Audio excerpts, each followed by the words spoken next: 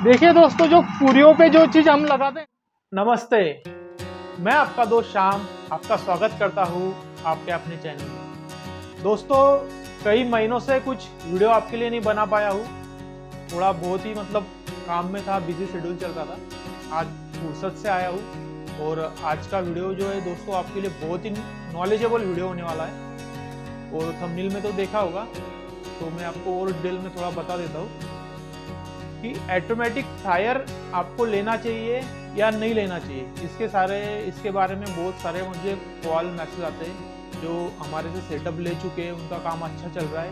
उनको भी प्रॉब्लम आता है कि सर अभी ज़्यादा आटा लगा रहे तो मैनुअल में दिक्कत आ रहा है, बहुत मेहनत लग रही है, मैन पावर नहीं मिल रही उस हिसाब से। और जो नए बंदे उनके भी कॉल आते हैं। तो इस वीडियो में ना दोस्तों मैं आपको हमारे फ्राइंग का और कुछ चीज़ें प्रैक्टिकल आपको दिखाने वाला हूँ और उससे आपको समझाने की कोशिश करूंगा और मेरा 100% आपको इस वीडियो में देने की कोशिश करता हूँ दोस्तों। और दूसरी बात दोस्तों, जो भाई अपने मैनुअली हाथ से ऐसे आटे की अगर जो भी पूरी बनाते फ्राई करते थोड़ा से तेल में, तो हो सकता है उनको ये वीडियो एक बार में ना समझ में आए।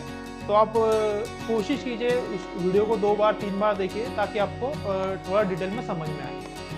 तो वीडियो को टॉपिक पे स्टार्ट करने से पहले आपको मैं 2-3 बातें बताने चाहता हूँ, वो आप थोड़ा नोट कर लीजिए या ध्यान में रख लीजिए। दोस्तों, जब भी हम मशीन पे काम करते हैं, अभी मैं इस पे नहीं जाऊँगा कि ये मैनुअल रोलर पे करना चाहिए, 2 रोलर पे, 4 रोलर पे या ऑटोमेटिक पे। मशीन पे आप कोई भी काम कर रहे हो, आटे का सीड डाल रहे हो, तो उसमें आपको क्या करना पड़ता है दोस्तों, मैदा या अरारोट या कॉर्नफ्लावर या जो भी कुछ पाउडर आप उसके ऊपर लगाते हो, वो लगाना ही लगाना है।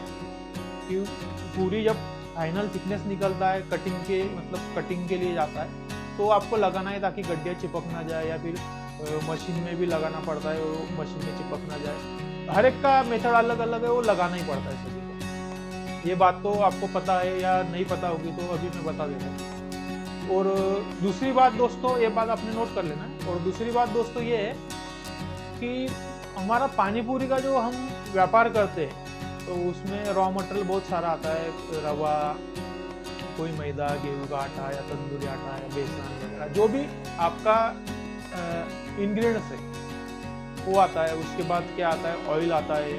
फिर उसके बाद आपका भट्टी का खर्चा, जो आप लकड़ी पे चला रहे हो, गैस पे डीजल भट्टी है या इलेक्ट्रिक भट्टी है, जो भी आपका, फिर पैकिंग का खर्चा, डिलीवरी का, ऐसा बहुत छोटे मोटे खर्चे दोस्तों। लेकिन सबसे मेजर खर्चा है दोस्तों आपका ऑयल का, तेल का, जो भट्टी के लिए लगता है अपने को, बहुत ही उसका सबसे ज्यादा मेजर खर्चा है अपने को। ये बात आपको नोट करके रखनी है, क्योंकि ये मैं जो आपको चीजें प्रैक्टिकल कुछ दिखाने वाला हूँ ना, तब आपको ये बातें समझ में आएंगी। और दूसरी बात अभी ये कि ऑटोमेटिक फ्रायर सक्सेस है या नहीं सक्सेस है, अभी मेरे नज़रिया से देखोगे आप तो नहीं है। तो अभी इसके ऊपर बोलोगे सर वीडियो में तो दिखाते कि पूरा डालने के बाद आप डिसीजन आपको लेना है। सक्सेस मेरे तरफ से तो जो मेरा अनुभव है 9-10 सालों का, वो आपके सामने रखने वाला हूँ, वो शेयर करने वाला हूँ ताकि आप कुछ चीज़ें समझ सकें। आपने तो देखा होगा, मैंने भी देखा है, वो फ्रायर रहता है, उसमें पूरिया डालते से पूरिया वो प्रेशर आता है तेल का, तो पूरिया खुल जाती है। कंसेप्ट बहुत बढ़िया है, उसमें कोई दो राय नहीं है कि बहुत ही बढ़िया काम कर रहा है।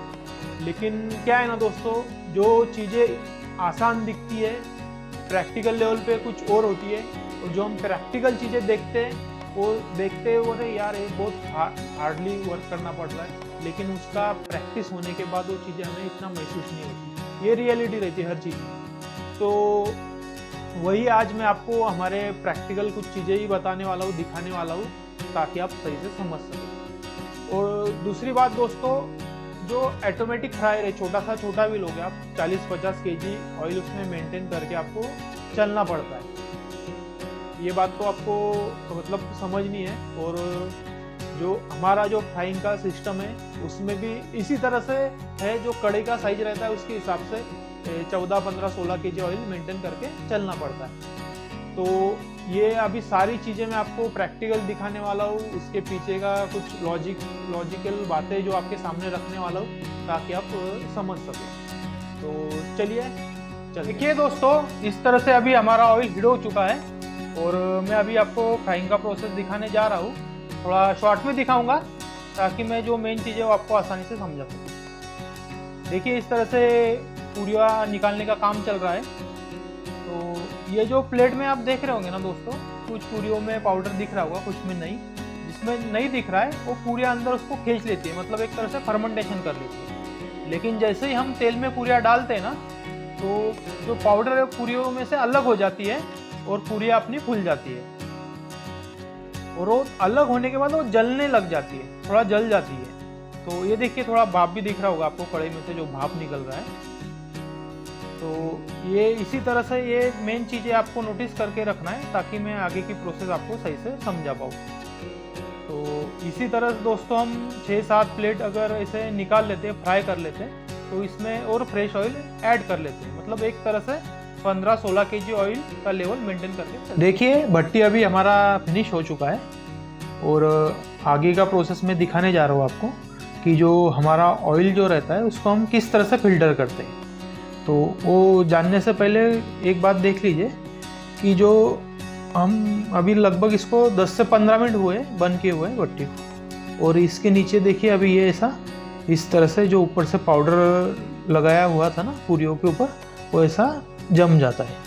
और जो नीचे से जो प्रेशर आता है ना दोस्तों, उस समय ये तेल में घुल मिल के मतलब रहता है, घुल मिला हुआ रहता है। और जैसे बंद हो जाता है भट्टी, तो ऐसा 10-15-20 मिनट के बाद नीचे ऐसा जमना स्टार्ट हो जाता है। तो चलिए अभी आगे का प्रोसेस दिखाता हूँ किस तरह से ये करते हैं। डब्बा पूरा हमारा क्लीन है और इसे इस तरह से निकाल लीजिए मग से वगैरह। थोड़ा स्पीड में दिखाता हूँ ये चीज़।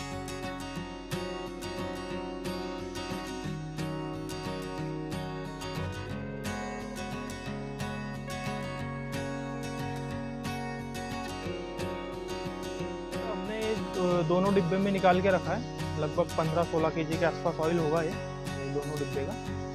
तो अभी आगे की प्रोसेस समझाने के लिए दोस्तों, अभी तो हमारा भट्टी ख़त्म हो चुका है। अभी मैं आपको ले चलता हूँ अगले दिन। तो वीडियो में आप बने रहिए और देखिए पूरा प्रोसेस, और मैं पूरा आपको डिटेल में बताऊँगा क्या चीज़ें हैं। दूसरे दिन यानी कि 24 घंटे के बाद। तो अभी ये हमारा कढ़ाई, इसको अभी क्लीन कर देते हैं।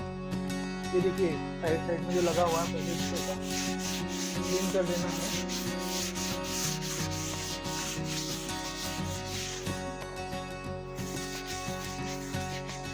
तो देखिए दोस्तों, अभी कढ़ाई हो गई क्लीन हमारी।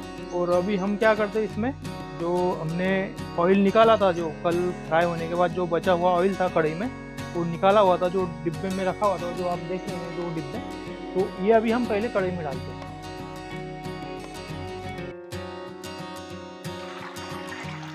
देख सकते हो आप। और अभी इसके नीचे देखिए दोस्तों, ये जो आपको दिख रहा होगा, ये जो पाउडर वगैरह जो भी चीज़ रहती है, जो जली हुई चीज़ रहती है ना दोस्तों, नीचे जम जाती है, क्योंकि अभी इसको हो गए 24 घंटे बराबर कंप्लीट। और ये वैसे दूसरा डिब्बा भी हम डालेंगे।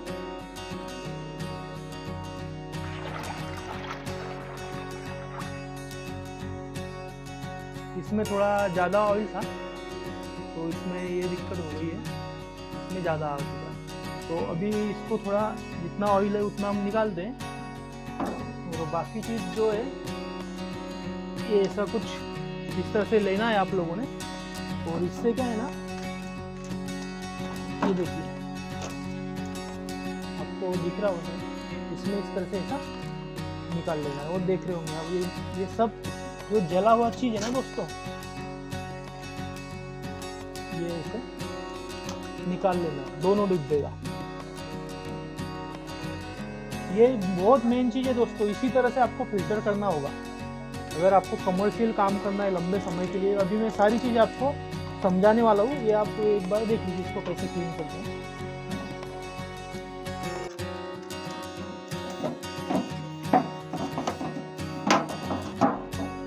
तो देखिए दोस्तों, इस तरह से इसको क्लीन करना है।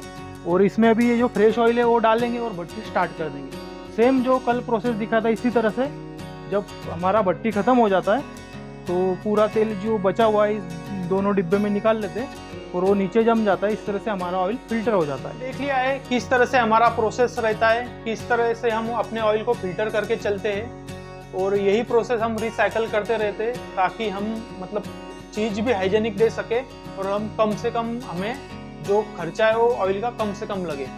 तो अभी दिक्कत कहाँ पे आता है कि अगर हम उसको फिल्टर नहीं करते, 2-4 दिन अगर ऐसे ही चलाते हैं तो क्या होता है ना दोस्तों, जो अपनी पूरियाँ है ना उसके अंदर वो दाग आने स्टार्ट हो जाते हैं। तो दाग आने क्यों स्टार्ट हो जाते हैं? क्योंकि वो अगर आप उसको चेंज नहीं करोगे, उसको निकालोगे नहीं, तो दूसरे दिन का, तीसरे दिन का जो भी आपका पाउडर है वो तेल में फैलते रहेगा इस तरह से। और कुछ मतलब 2-4-5 दिन के बाद आपको ऑयल हो सकता है चेंज करना पड़े।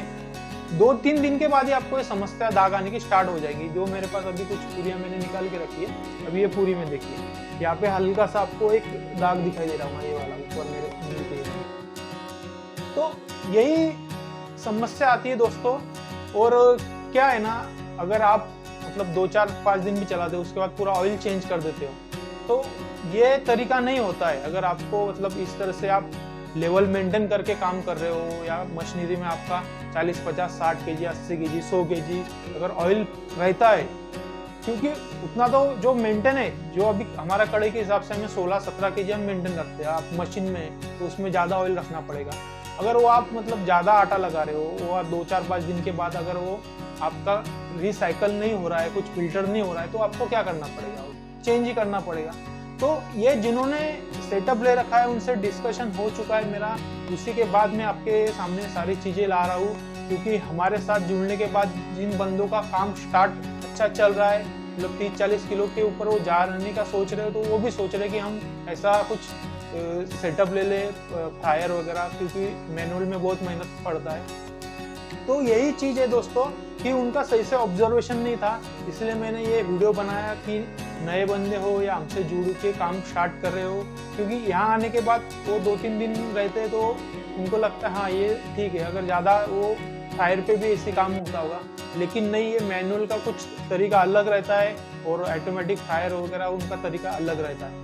तो यही मैं आपको चीज़ें समझाने की कोशिश कर रहा हूँ दोस्तों। और दूसरी बात कि जैसे मैंने बताया था कि अपने रॉ मटेरियल में सबसे ज़्यादा खर्चा अपना ऑयल का है। अगर आपका खर्चा ही ज़्यादा लग रहा है, आप मतलब 2-4-8 दिन के बाद आपको पूरा ऑयल ही चेंज करना पड़ रहा है कढ़ाई, मतलब वो मशीन के अंदर से, तो कोई मतलब नहीं हो बिजनेस करके। क्योंकि आपके साथ जो आपके कंपटीशन में बंदे बिजनेस कर रहे हैं, उनके साथ उनके रेट में, क्वालिटी में आप ये नहीं कर पाओगे, आगे नहीं जा पाओगे। तो यही चीज़ें रहती है दोस्तों, प्रैक्टिकल लेवल पे कुछ और रहती है। और खासकर जो बंदे अपना कम ऑयल में मतलब छोटे से मतलब 20 केजी आटा लगा रहे, तो 7-8 केजी, 8 केजी अपना ऑयल रखेंगे, उसी में पूरा माल निकालेंगे, वो पूरा काला पड़ जाता है, तो फिर वो चेंज करते हैं या दूसरे यूज़ करते हैं। वो तरीका भी वो मतलब पुराना तरीका हो गया है उस तरह से, तो उसमें भी मतलब उनका कम ऑयल लगता है, लेकिन वो ऑयल पूरा काला होने तक उसमें वो मतलब पूरी फ्राई कर दे। तो अपना तरीका इस तरह से नहीं है अपना। जैसे आपने देखा होगा कि जैसे अपने एक प्लेट में 200 से 250 के आसपास अंदर वो पूरी रहती है, तो उसमें क्या अपना 6-7 पूरी हो जाता है। उसमें वापस अपन क्या करते हैं कि 2-2.5 किलो ऑयल उसमें ऐड कर देते हैं, फ्रेश ऑयल डाल देते हैं, फिर वापस 6-7 प्लेट हो जाती है, 5-6 प्लेट वापस उसमें फ्रेश ऑयल डालते हैं। तो ये तो जो तरीका है दोस्तों, 30-35 या ज़्यादा से ज़्यादा 40 केजी ऑयल तक आप मतलब कर सकते हो। उसके बाद आपको उसको फिल्टर करना है, मतलब डब्बे में निकालना है, फिर वापस फ्रेश ऑयल डालना है, फिर आगे का भट्टी के लिए काम स्टार्ट करना है। तो ऐसा नहीं एक दिन के लिए आप उसमें 100 केजी आटा निकाल लोगे उस प्रोसेस में, ऐसा नहीं रहता है।